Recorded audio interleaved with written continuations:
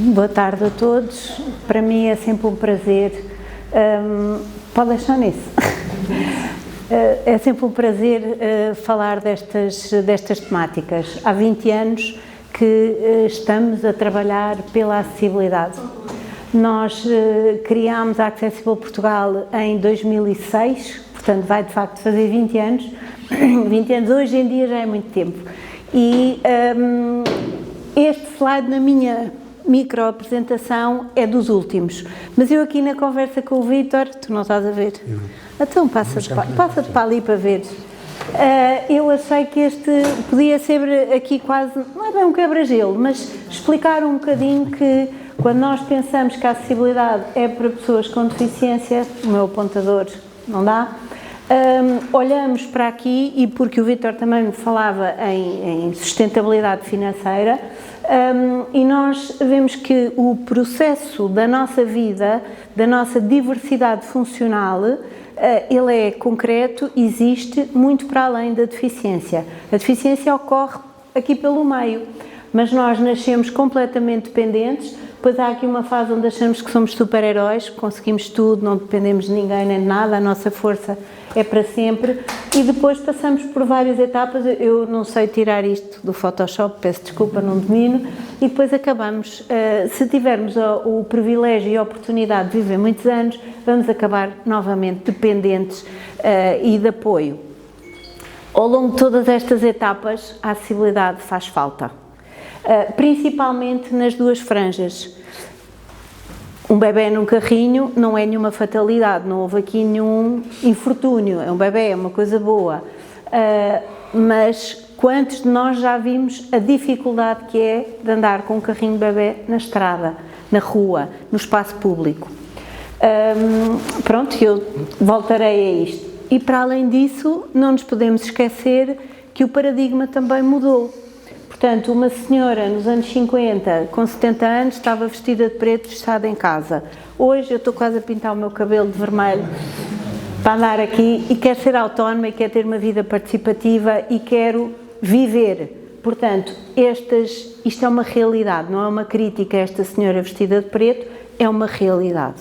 Portanto, aqui vou voltar então ao início da minha apresentação e eu explico que eu nem sequer tinha preparado a apresentação, era só mesmo porque às vezes estas imagens ajudam a contextualizar um bocadinho. Portanto, 20 anos onde nós estamos efetivamente a trabalhar com uma missão, somos uma associação, mas não fomos, no início não fomos. Portanto, nós começámos pelo turismo, porque achámos que os sócios fundadores da Accessible são tudo pessoas que têm pessoas com deficiência relacionadas connosco. Portanto, todos nós tínhamos uma experiência pessoal de pessoas com deficiência que impactavam a nossa vida. E por vezes, quando o déficit não é cognitivo, sentir que essa pessoa, para além da sua deficiência e das dificuldades que enfrenta no dia-a-dia, ainda sente que é um peso para as suas pessoas queridas, para a sua família, para os seus amigos, para os seus colegas de trabalho. Portanto, em 2006 é constituída uma empresa de animação turística, porque achámos que faziam falta empresas, Vítor, empresas, ganhar dinheiro, lucro, não há nenhum mal nisso, não estamos a falar de nenhum pecado. E no turismo, porquê? Porque considerámos que era uma alavanca de um setor muito relevante em Portugal. E porque um simples jantar fora com uma pessoa em cadeira de rodas era um tormento para a pessoa e para a família. Bom, 2006, há 20 anos, eu acho que não está muito diferente, mas não sou pessimista, eu garanto que não sou pessimista.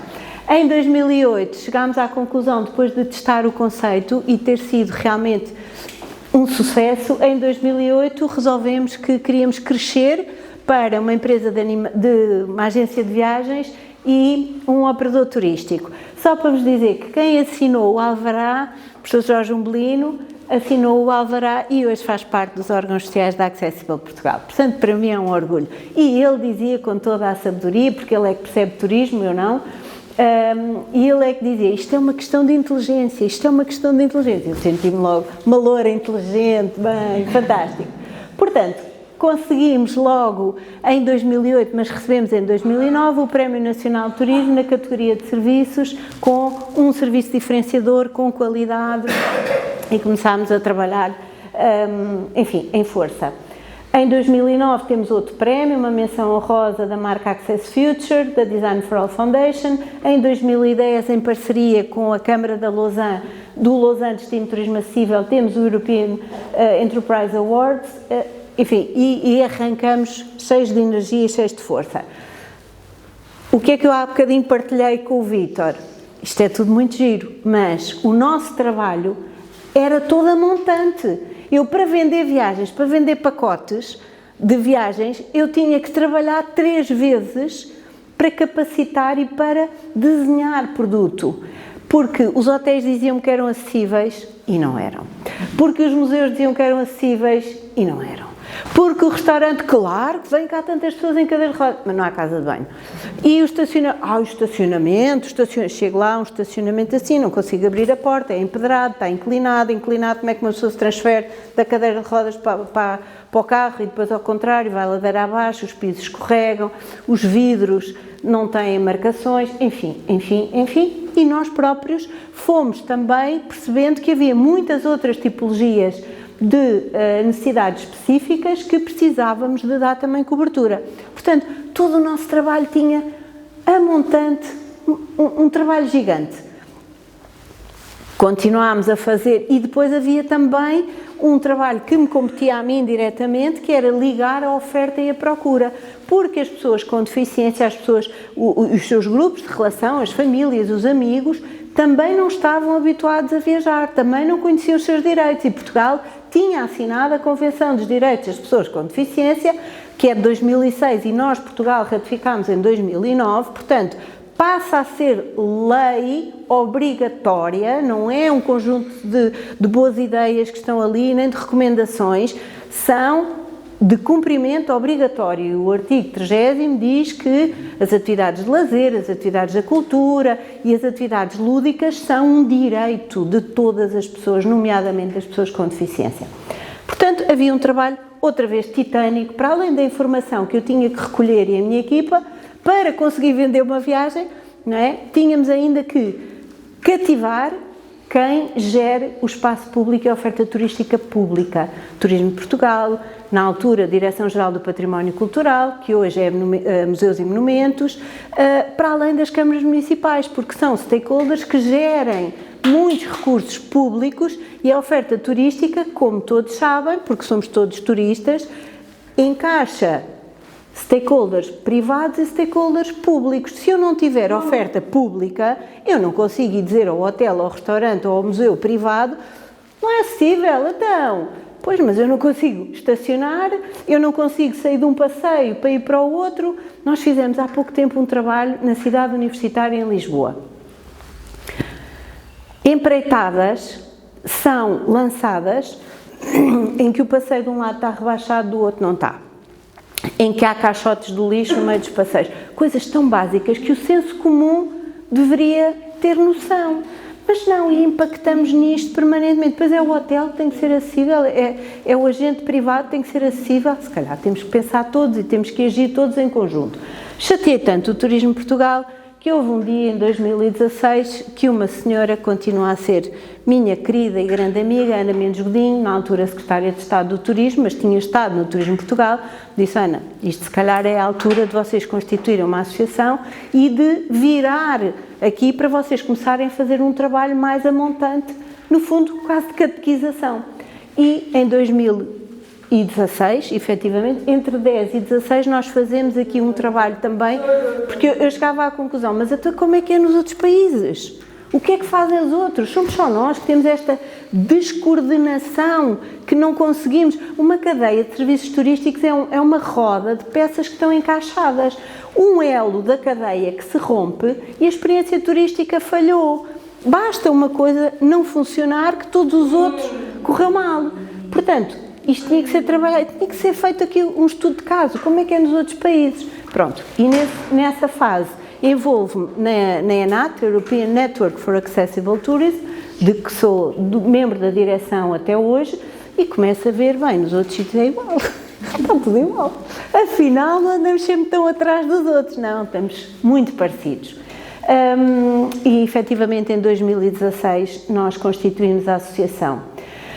A partir daí, também criamos toda uma série de outras dinâmicas, já não vendíamos serviços de viagens, vendemos à agência, as carrinhas adaptadas que tínhamos e passámos a dedicar-nos àquilo que nós considerámos que fazia falta, que era formação, consultoria e, no fundo,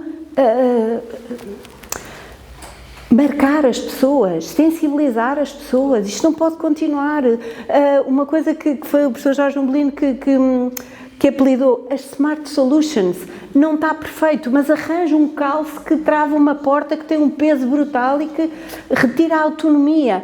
Mudar a cabeça das pessoas, que todas as pessoas têm que ser dependentes de alguém. Nós somos todos dependentes, mas tudo aquilo que eu puder fazer sozinha, eu quero fazer sozinha. Portanto, não, o varão do coisa está alto. Não faz mal, pede a alguém. Essas pessoas nunca vêm sozinhas. Como assim? Eu também, normalmente, também não ando sozinha, mas às vezes também ando sozinha. E depois, capacitar também a procura para que ela ajude a oferta a crescer e ajude o hoteleiro, o museu, o centro de interpretação, a praia, a perceber o que é que está mal e onde é que falhou. A manutenção, o serviço, o cuidado. Muitas vezes há praias acessíveis, mas elas depois não são cuidadas e estão cheias de areia no estacionamento, nas rampas. Quantas vezes eu já vi uns tapetes que vão até à linha d'água com areia por cima. Porquê? Porque o trator que faz a limpeza de manhã tem que passar, então toca a pôr areia naqueles mobimatos que são para as pessoas, para as cadeiras de rodas, para os andarilhos. Portanto, isto é sensibilização. Quando eu tenho lugares de estacionamento em que estamos ao pé de dunas, estão cheios de areia, como é que aquele estacionamento é reservado a pessoas que têm mobilidade condicionada? Não é. Está cheio de areia, é preciso arranjar um voluntário para ir lá limpar, se não houver dinheiro na Câmara para fazer. Mas isto assim não dá. Bom, resumindo e baralhando, continuamos a fazer o nosso trabalho afincadamente. Eu hoje até parece que estou zangada, mas não, eu sou positiva. Mas estas coisas às vezes... Bom, mas efetivamente continuamos aqui a somar prémios, a somar interesse, a somar... Porquê? Porque isto vem de onde? Vem da nossa... daquilo que nós acreditamos. E isto, claro, exige muito esforço.